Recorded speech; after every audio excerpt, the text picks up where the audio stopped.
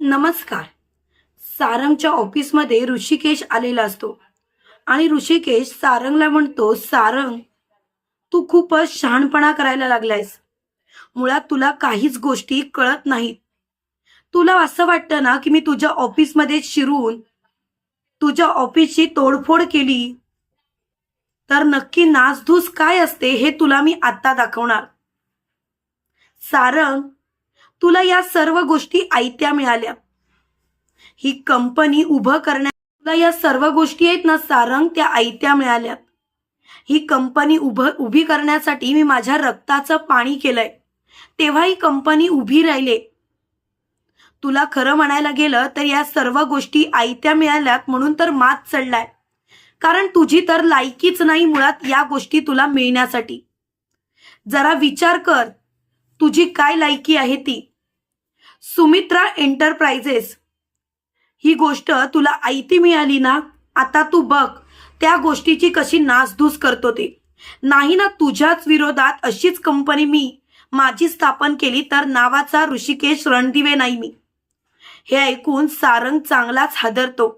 सारंग काहीच बोलत नाही. तेव्हा मात्र ऋषिकेश सारंगला बोलतो, सारंग, अरे तुला विश्वास पाहिजे होता तुझ्या भावाबद्दल. तुझा भाऊ असं खरोखर वागू शकतो का? पण तुला मात्र तसा विश्वासच नव्हता. तू मात्र काय केलंस? तू मात्र स्वतःचं तेच खरं केलंस.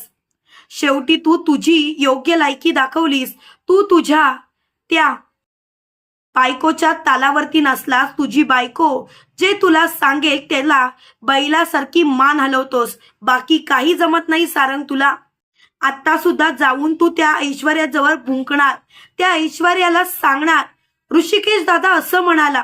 त्याने जर का तसं केलं तर आपण काय करायचं? हा प्रश्न सोडवण्याची ताकद सुद्धा तुझ्यात नाही.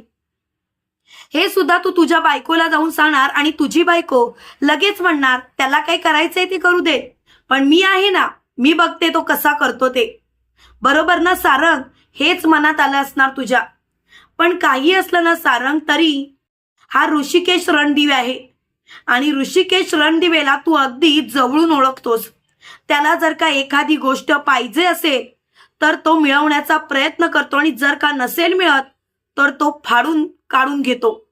हे ऐकून मात्र सारंग चांगलाच घाबरलेला असतो. ऋषिकेश मात्र तिथून निघून गेलेला असतो. इकडे सुमित्रा ऐश्वर्याला म्हणत असते, ऐश्वर्या, मगाशी ओवीशी ज्या पद्धतीने वागलीस ती पद्धत खूपच चुकीची होती. ऐश्वर्या, मला तुझं हे वागणं अजिबात आवडलेलं नाही. तेव्हा ऐश्वर्या म्हणते, एक मिनिट आई, तुम्ही काय बोलताय? कळतंय का तुम्हाला? मी मगाशी जे काही बोलली ते अगदी बरोबर होतं, पण तुमच्या मनाला ते पटलं नाही, त्याला मी काही करू शकत नाही. तेव्हा सुमित्रा म्हणते, परत जर का ओवीशी या आशेभाषेत बोलण्याचा प्रयत्न जरी केलास तरी सुद्धा तुला तुझी योग्य लायकी मी दाखवेल. तेव्हा मात्र ऐश्वर्या काहीच बोलत नाही. ऐश्वर्या तिथून निघून जाणार. तेवढ्यात सारंग सुमित्राला म्हणतो, आई, ऐश्वर्याने असं काय केलं की तू तिच्याशी या भाषेत बोलतेस? तेव्हा लगेच सुमित्रा म्हणते, सारंग, तुला माहिती तरी आहे का? अरे ओवी घरात आली होती. ओवी घरामध्ये आल्यानंतर या ऐश्वर्याने ओवी समोरच तिच्या वडिलांबद्दल नाही नाही ते बोलली. तेव्हा सारंग बोलतो, मग काय झालं आई? ऋषिकेश दादाचं वागणं योग्य आहे का? तुला पटतंय तरी का? तेव्हा लगेच सुमित्रा बोलते, ते काही असेल तरी मुलांच्या समोर या अशा गोष्टी बोलणं योग्य नाही, एवढंच मला कळतं सारंग. आणि सारंग, तू मला विचारायचं नाहीस की काय बरोबर आणि काय चुकीचं ते. एकच गोष्ट लक्षात ठेव, कितीही काही झालं तरी मी तुला या गोष्टीसाठी माफ करणार नाही. तेव्हा सारंग बोलतो, आई बस झालं, मला काही ऐकायचं नाही. आणि कोणाबद्दल? त्या ऋषिकेश दादाबद्दल. तेव्हा सुमित्रा बोलते, मला ऋषिकेश बद्दल काहीच बोलायचं नाही, फक्त ओवी समोर तमाशा व्हायला नको होता एवढंच खरं. तेव्हा सारंग बोलतो, आई जाऊ दे, सारखं आपलं ओवी ओवी ओवी, बस करते ओवी. तेव्हा सुमित्रा बोलते, का सारंग? त्याच ओवीवरती तू जीवापाड प्रेम करायचास. त्या ओवीच्या चेहऱ्यावरती जराशी जरी अश्रू आलेले दिसले तरी सुद्धा तू स्वतः रडायचास आणि आज मात्र तुला ओवीचं नाव सहन होत नाही. तेव्हा मात्र सारंग बोलतो, आई तेव्हाची परिस्थिती वेगळी होती आणि आत्ताची परिस्थिती वेगळी आहे आणि आत्ताच्या परिस्थितीनुसार मला कोणाशीही संबंध ठेवायचे नाही. ऐश्वर्या, ऋषिकेश दादा ऑफिसमध्ये आला होता आणि त्यांनी मला धमकी दिली की सुमित्रा एंटरप्राइजेसच्या विरोधात तो कंपनी काढणार आणि त्याने कंपनी काढली की तो आपल्याला एकदम उद्ध्वस्त करून टाकणार. तेव्हा सुमित्रा बोलते, काय ऋषिकेशने तुला धमकी दिली? ऋषिकेशनी? तेव्हा मात्र ऐश्वर्या बोलते, बघितलं ताई, तुम्ही ज्या ऋषिकेश बद्दल एवढं कौतुकाने बोलत होता तो ऋषिकेश कसं वागलाय ते. मला तर ऋषिकेशचं हे वागणंच पटलं नाही. तेव्हा लगेच ऐश्वर्या बोलते, बस झालं, त्यांना काय करायचंय ते करू देत, पण मी ऐश्वर्या आहे. ऐश्वर्या एवढ्या सहजासहजी कोणतीच गोष्ट हरत नाही आणि हरणार सुद्धा नाही. लवकरात लवकर त्या ऋषिकेशला त्याची योग्य जागा मी दाखवूनच देईन. त्याशिवाय मी गप्प बसणार नाही. तुम्हाला काळजी करायची गरजच नाही सारंग, मी त्या ऋषिकेशला कंपनी काढूच देणार नाही.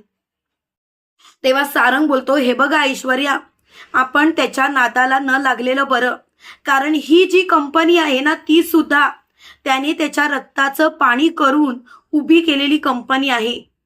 आपण खरं तर याच्यावरती फुकटचा ताबा दाखवतोय, खरं तर आपली लायकी सुद्धा नाही. तेव्हा ऐश्वर्या बोलते, सारंग प्लीज असं बोलू नका.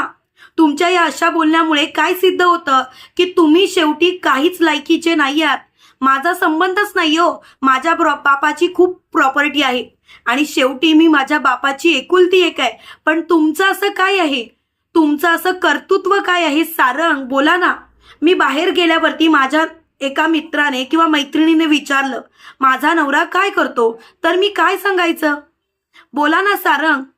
मी असं सांगायचं का त्या ऋषिकेश रणदिवेने जी कंपनी उभी केले त्या कंपनीत एक साधा नोकर म्हणून आहे. तो ऋषिकेश ऑर्डर सोडतो आणि आज सारंग ऐकतो. बैलासारखा परत मान डोलावत असतो. तेव्हा मात्र लगेच सारंग बोलतो, ऐश्वर्या प्लीज, मला खरं तर या कंपनीमध्ये इंटरेस्ट नव्हताच. मला खरा इंटरेस्ट तर शेतीत. मला शेती करायला खूप आवडत होती. खरं सांगायचं तर या अशा गोष्टींमुळे माझ्या सगळ्या गोष्टी माझ्यापासून हिरावून जात आहेत. तेव्हा लगेच ऐश्वर्या बोलते, सारंग शांत व्हा, तुम्ही अजिबात घाई करू नका, मी आहे ना तुमच्यासोबत, तुम्ही काळजी करायची गरजच नाही. इकडे जानकी ऋषिकेशला विचारते, ऋषिकेश काय झालंय, मला सांगाल का? तेव्हा ऋषिकेश बोलतो, काही नाही, आणि ऋषिकेश तिथनं निघून जातो. तेव्हा जानकी खूप रडत असते आणि ती म्हणत असते, ऋषिकेश आज पहिल्यांदा तुम्ही माझ्यापासून सगळ्या गोष्टी लपवल्यात. आज पहिल्यांदा तुम्ही माझ्याशी चुकीचं वागलात ऋषिकेश, आणि यासाठी मी तुम्हाला कधीच माफ करणार नाही. ऋषिकेश, तुम्हाला माझ्यापासून गोष्टी का लपवाव्या वाटल्या? तुम्ही का मला सांगितलं नाही? तेवढ्या तिथे सौमित्र येतो आणि सौमित्र जानकीला बोलतो, जानकी बहिणी, सारंग दादाला ऋषिकेश दादानी धमकी दिली की तो त्याची कंपनी स्थापन करणार, म्हणजे जानकी एंटरप्राइजेस. हे ऐकून मात्र जानकीला खूप मोठा धक्का बसतो आणि जानकी बोलते, हे असं व्हायला नको, नाहीतर खूपच मोठं संकट येईल. तेव्हा सौमित्र बोलतो, संकट यायचं काय राहिलंय, संकट आलंच.